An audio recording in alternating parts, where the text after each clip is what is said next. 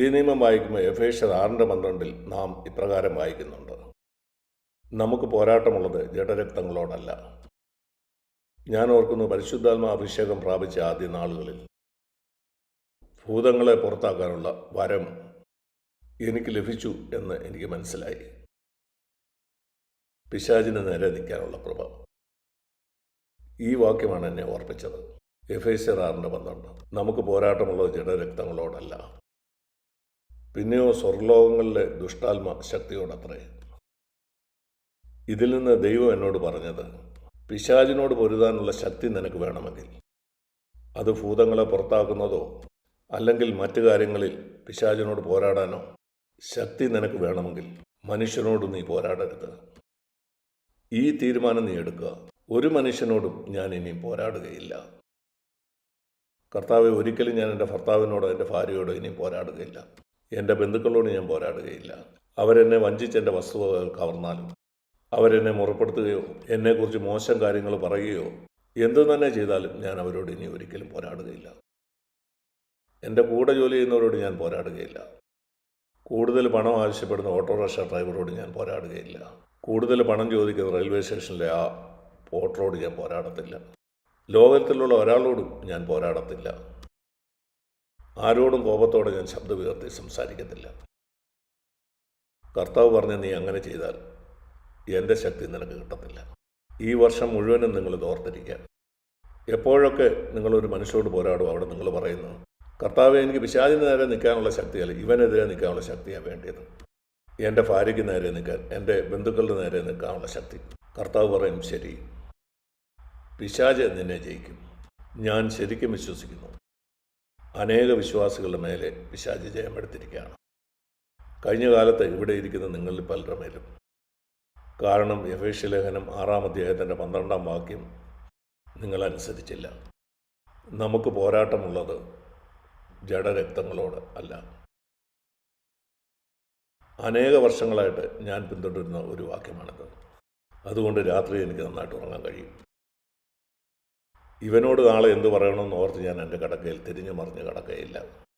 നാളെ അവനെ കാണുമ്പം എന്താണ് ഞാൻ അവനോട് പറയേണ്ടത്? എനിക്കൊന്നും പറയണ്ട. നാളെ അവനെ കാണുമ്പം ഒന്നും അവനോട് പറയാൻ എനിക്ക് ആഗ്രഹമില്ല. ഞാൻ പലരോടും പറഞ്ഞിട്ടുണ്ട്, ക്ഷമിക്കണം, എനിക്കൊന്നും പറയാനില്ല. നിനക്കെന്തും പറയാം, എനിക്കൊന്നും പറയാനില്ല. ഞാൻ നിങ്ങളോട് പറയട്ടെ, ഇങ്ങനെയുള്ള ഓരോ സമയത്തും കർത്താവ് തൻ്റെ വാക്ക് പാലിച്ചു. നീ പോരാടേണ്ട ആവശ്യമില്ല. കർത്താവ് നിനക്ക് വേണ്ടി പോരാടും. വരുന്ന വർഷങ്ങളിൽ ഇത് നമ്മുടെ അനുഭവമായി തീരട്ടെ. വചനം വായിക്കുന്നത് ഒരു കാര്യം, എന്നാൽ അത് അനുഭവമാക്കുന്ന മറ്റൊരു കാര്യമാണ്. യഹോശാഫാത്ത് എന്താണ് അടുത്തതായിട്ട് ചെയ്തത്? ശത്രുക്കൾ വന്നപ്പം അവൻ യുദ്ധത്തിനായിട്ട് പോയി. തോക്കും കൊണ്ടാണ് ഇന്ന് ആളുകൾ യുദ്ധത്തിന് പോകുന്നത്. അന്ന് അമ്പും വില്ലുമായിട്ടാണ്. ഇസ്രായേൽ മക്കൾ യുദ്ധത്തിന് പോയിക്കൊണ്ടിരുന്നത് അങ്ങനെയാണ്. എന്നാൽ യഹോശാഫാത്ത് പറഞ്ഞു, അമ്പും വില്ലും കയ്യിലുള്ളവരൊക്കെ പുറകോട്ട് പോകട്ടെ. 21-ാം വാക്യത്തിൽ അവൻ ആ പടയ്ക്ക് മുന്നിൽ ദൈവത്തെ സ്തുതിച്ച് ആരാധിക്കുന്നവരെ നിയമിച്ചു. ചിന്തിച്ചു നോക്കൂ, അവനൊരു ഗായക സംഘത്തെ സൈന്യത്തിന് മുമ്പിൽ അയച്ചു. ഒരായുധവുമില്ലാതെ അവരുച്ചത്തിൽ ദൈവത്തെ സ്തുതിക്കുക മാത്രമാണ് ചെയ്തത്. ശത്രുക്കൾ അത്ഭുതപ്പെട്ട് കാണും, ഇതെന്തൊരു സൈന്യമാണ്. എല്ലാവരും കൈ ഉയർത്തി ദൈവത്തെ സ്തുതിച്ചുകൊണ്ട് വരുന്നു. വില്ലും അമ്പും ഒന്നും അവരുടെ കയ്യിലില്ല. ദൈവം എന്താ ചെയ്തത്? അവർ പാടി സ്തുതിച്ചു തുടങ്ങിയപ്പോൾ 2 ദിനവൃത്താന്തം 20 വളരെ മനോഹരമായൊരു അധ്യായമാണ്. നിങ്ങൾ വീട്ടിൽ പോയി അത് വായിക്കുക. 22-ാം വാക്യത്തിൽ അവർ ദൈവത്തെ പാടി സ്തുതിച്ചു തുടങ്ങിയപ്പോൾ അവരുടെ ചുറ്റുമുള്ള ശത്രുക്കളെ മുഴുവനും ദൈവം തോൽപ്പിച്ചു. 2-ാം വാക്യത്തിൽ വായിക്കുന്ന ആ വലിയ സമൂഹത്തെ, അവരെ മുഴുവനും ദൈവം തോൽപ്പിച്ചു. യഹൂദിയർ മരുഭൂമിയിൽ വന്ന് നോക്കിയപ്പോൾ അവരെല്ലാവരും നിലത്ത് ശവങ്ങളായി കിടക്കുന്നത് കണ്ടു. അവരിൽ ഒരുത്തൻ പോലും അതിൽ നിന്ന് രക്ഷപ്പെട്ടില്ല. അതിൻ്റെ അർത്ഥം ഇതാണ്: നീ അഭിമുഖീകരിക്കുന്ന ഒരു പ്രശ്നം പോലും പരിഹരിക്കാതെ പോവുകയില്ല. ഈ വർഷം ഡിസംബർ 31-ന് ഈ സാക്ഷ്യമുള്ളവരായിരിക്കാൻ നിങ്ങൾ ആഗ്രഹിക്കുന്നു? ഞാൻ ആഗ്രഹിക്കുന്നു. ഞാൻ അഭിമുഖീകരിക്കുന്ന ഒരു പ്രശ്നവും പരിഹരിക്കാതെ ഇരുന്നില്ല എന്നുള്ള സാക്ഷ്യം.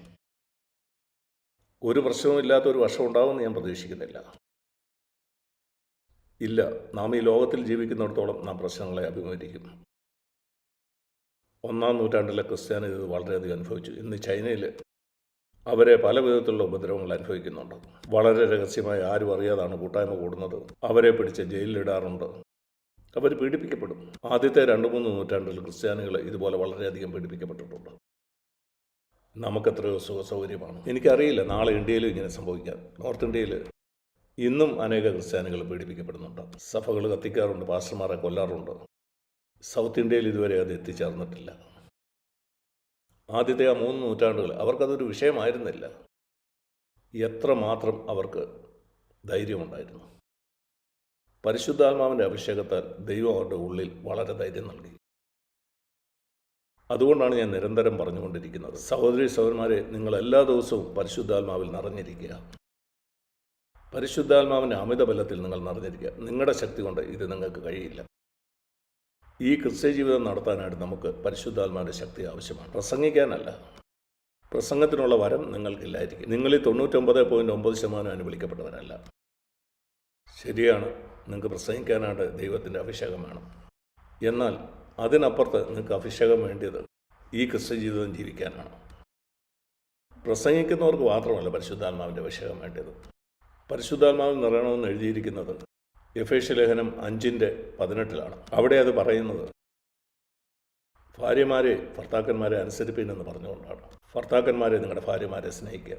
എന്തിനാ പരിശുദ്ധാത്മാഭിഷേകം? പ്രസംഗിക്കുന്നതിനെ പറ്റിയേ അല്ലത് പറയുന്നു. നിങ്ങളുടെ കുഞ്ഞുങ്ങളെ ദൈവഭയത്തിൽ വളർത്താൻ. എഫേസ്യ ലേഖനം 6 ഇതുപോലുള്ള കാര്യങ്ങളെ പറ്റിയാണ് പറയുന്നത്, 5-6 അധ്യായങ്ങളിൽ.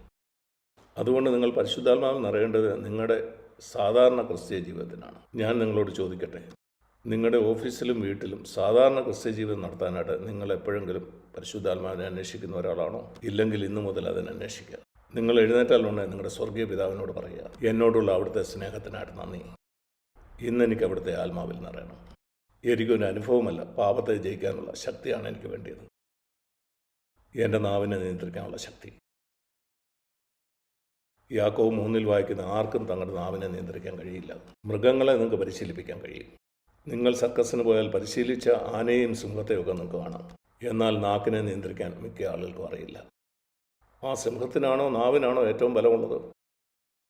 യാക്കോബ് 3 നാക്കിനെ സ്വാധീനമാക്കുക എത്ര പ്രയാസമാണെന്ന് നാം കാണുന്നു. അതിന് നമുക്ക് പരിശുദ്ധാത്മാവിൻ്റെ ശക്തി വേണം. ഞാൻ വിശ്വസിക്കുന്നു അതുകൊണ്ടാണ് അവർ പരിശുദ്ധാത്മാവിൽ നിറഞ്ഞ ആ ആദ്യ നാളിൽ തന്നെ അവരൊരിക്കലും പഠിക്കാഞ്ഞ മറ്റൊരു ഭാഷയിൽ അവർ സംസാരിക്കാൻ തുടങ്ങിയത്. അതിനെയാണ് നാം അന്യഭാഷയിൽ സംസാരിച്ചെന്ന് പറയുന്നത്. അതിനർത്ഥം പരിശുദ്ധാത്മാവ് അവരുടെ നാവിൻ്റെ നിയന്ത്രണം ഏറ്റെടുത്തു. സംസാരിക്കാനുള്ള വാക്ക് അവർക്ക് കൊടുത്തു. അതിനർത്ഥം ഇതല്ല, പുറത്തുനിന്ന് ഒരാൾ നിയന്ത്രിച്ച് അവരെ കൊണ്ട് എന്തോ പറയിപ്പിക്കായിരുന്നില്ല. അത് മറ്റൊരു ഭാഷ പറയാനായിട്ട് അവർക്ക് ശക്തി കൊടുക്കായിരുന്നു. ഇപ്പം ദൈവവചനം പറയാൻ ദൈവം എനിക്ക് ശക്തി തന്നിരിക്കുമെന്ന് ഞാൻ വിശ്വസിക്കുന്നു. ഇതുപോലെ അവർക്കറിയാത്തൊരു ഭാഷ പറയാൻ ദൈവം അവർക്ക് ശക്തി കൊടുത്തു. നാക്ക് വളരെ പ്രധാനമാണെന്ന് ഇവിടെ നമുക്ക് കാണാൻ കഴിയും. സ്വർഗത്തിൽ നിന്ന് അഗ്നിനാവ് അവർക്ക് പ്രത്യക്ഷമായി. ആ 120 പേരുടെ മേലും ഈ അഗ്നിനാവുകൾ പ്രത്യക്ഷമായി. അതിനകത്തെ സന്ദേശം എന്താണ്? അവർ അന്യഭാഷ സംസാരിച്ചു, അഗ്നിനാവുകൾ അവർക്ക് പ്രത്യക്ഷമായി. ദൈവം പറയുകയാണ്, പഴയ നിയമത്തിൽ ദൈവം പല പല ഉപകരണങ്ങൾ ഉപയോഗിച്ചു. എന്നാൽ പുതിയ നിയമത്തിൽ ദൈവം മറ്റ് മനുഷ്യ ശരീരത്തിലെ ഏത് അവയവത്തെക്കാളും ഏറ്റവും അധികം ഉപയോഗിക്കുന്നത് മനുഷ്യൻ്റെ നാവാണ്. അതായിരുന്നു പെന്തക്കോസ്തിലെ സന്ദേശം. അതുകൊണ്ടാണ് പിശാച് നാവിനെ നിയന്ത്രിക്കാൻ ആഗ്രഹിക്കുന്നത്. പഴയ കാലത്ത് അവർ ശത്രുക്കളുടെ ആയുധങ്ങളെ നിർവീര്യമാക്കുമായിരുന്നു. നാം കാണുന്നു ഫെലിസ്ത്യർ ഇസ്രയേലുമായിട്ട് യുദ്ധം ചെയ്യുമ്പം അവരുടെ കുന്തവും വാളും ഒക്കെ മൂർച്ച കൂട്ടുവാനുള്ള ആരം ഇസ്രയേൽ മക്കളിൽ നിന്ന് എടുത്തു മാറ്റും. അങ്ങനെ ഇസ്രയേൽ മക്കൾക്ക് അവരുടെ കുന്തവും വാളും ഒന്നും മൂർച്ച കൂട്ടാനുള്ള മാർഗമില്ലാതായി. അത് ശത്രുവിൻ്റെ ഒരു തന്ത്രമായിരുന്നു. അതുതന്നെയാണ് പിശാച് ചെയ്യുന്നത്, അവരുടെ നാവുകളെ നിർവീര്യമാക്കുക. അങ്ങനെ അവരുടെ നാവ് ദൈവത്തിനായിട്ട് ഉപയോഗിക്കാൻ കഴിയാതാക്കുക. അവരെ കൊണ്ട് കള്ളം പറയിപ്പിക്കുക, അവരുടെ ഭർത്താവിനോടും ഭാര്യയോടും ഓഫീസിലുള്ളവരോടും ഒക്കെ വഴക്കടുപ്പിക്കുക. അങ്ങനെ അവരുടെ നാവിനെ ഒരിക്കലും ദൈവത്തിന് വേണ്ടി ഉപയോഗിക്കാൻ കഴിയാതാക്കുക. ദൈവം ഉപയോഗിക്കാൻ ആഗ്രഹിക്കുന്ന ആ പ്രധാന അവയവം, അതാണ് പെന്തക്കോസ്തിലെ സന്ദേശം. അഗ്നിനാവും അന്യഭാഷയും. ചെവിയോ കയ്യോ കണ്ണോ അല്ല, അതെല്ലാം നല്ലതാണ്. എന്നാൽ നാവ്. അതുകൊണ്ട് ഇവിടെ നാം കാണുന്ന അവരവരുടെ നാവ് ഉപയോഗിച്ച് ദൈവത്തെ സ്തുതിച്ചു, ദൈവം അവരുടെ ശത്രുക്കളെ തോൽപ്പിച്ചു. ഇത് നമ്മുടെ ബുദ്ധി ഉപദേശത്തിന് എഴുതിയതാണ്.